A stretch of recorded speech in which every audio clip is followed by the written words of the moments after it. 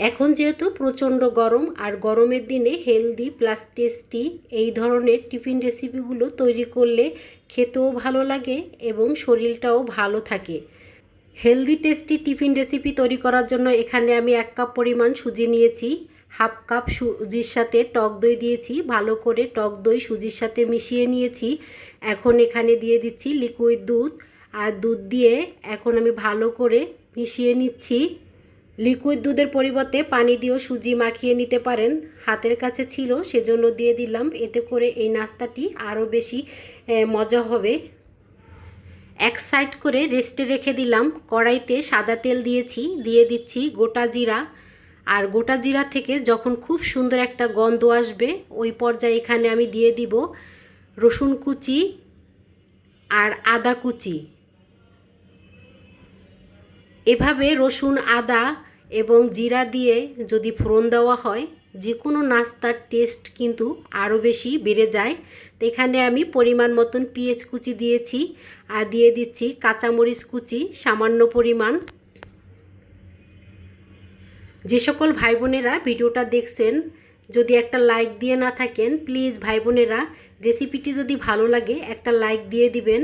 আর আশা করি পুরো ভিডিওর সাথেই থাকবেন। আদা, রসুন, পেঁয়াজ হালকা করে ভেজে নিয়েছি। এখন এখানে দিয়ে দিচ্ছি আলু। আর আজকের সব সবজিগুলো আমি ছোট ছোট কিউব করে কেটে নিয়েছি।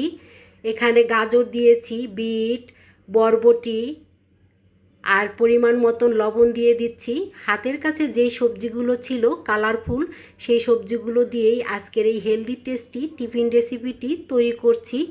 আর এভাবে কালারফুল সবজি দিয়ে রেসিপিটি তৈরি করলে দেখতেও যেমন লোভনীয় হয়, খেতেও তেমনিও অনেক বেশি মজা হয়।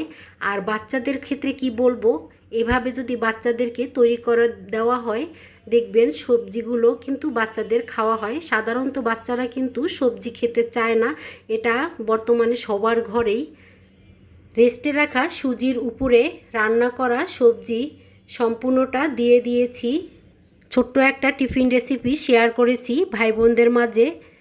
আশা করি সবাই ফুল ভিডিওর সাথে থাকবেন, কেউ বের হয়ে চলে যাবেন না। দেখতে দেখতে অবশ্যই রেসিপিটি ভালো লেগেও যেতে পারে।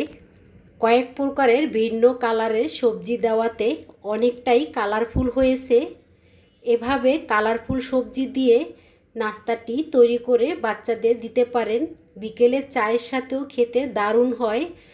আর বাচ্চাদের স্কুলের টিফিনে দিলে বাচ্চারা অনেক বেশি পছন্দ করবে।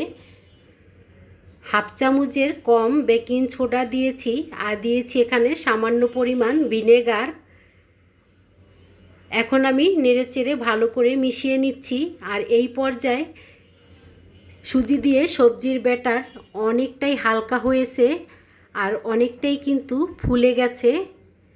এখন আর বেশিক্ষণ সময় রাখা যাবে না, নাস্তাটি বানিয়ে নিতে হবে।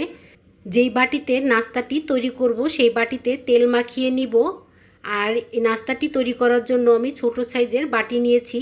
এখানে আপনারা চাইলে কাপ অথবা ছোট যে কোনো বাটি দিয়েই এই নাস্তাটি তৈরি করে নিতে পারেন।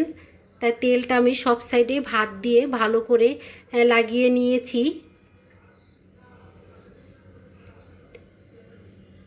আজকের নাস্তা আমি 3টা বাটিতেই তৈরি করব, এজন্য 3টা বাটিতেই তেল মাখিয়ে নিয়েছি। এখন আমি অল্প অল্প করে ব্যাটার দিয়ে দিচ্ছি। এখানে ব্যাটারগুলো আমি ভরে দিব না, কারণ নাস্তাটা ফুলে বাটি ভরে যাবে।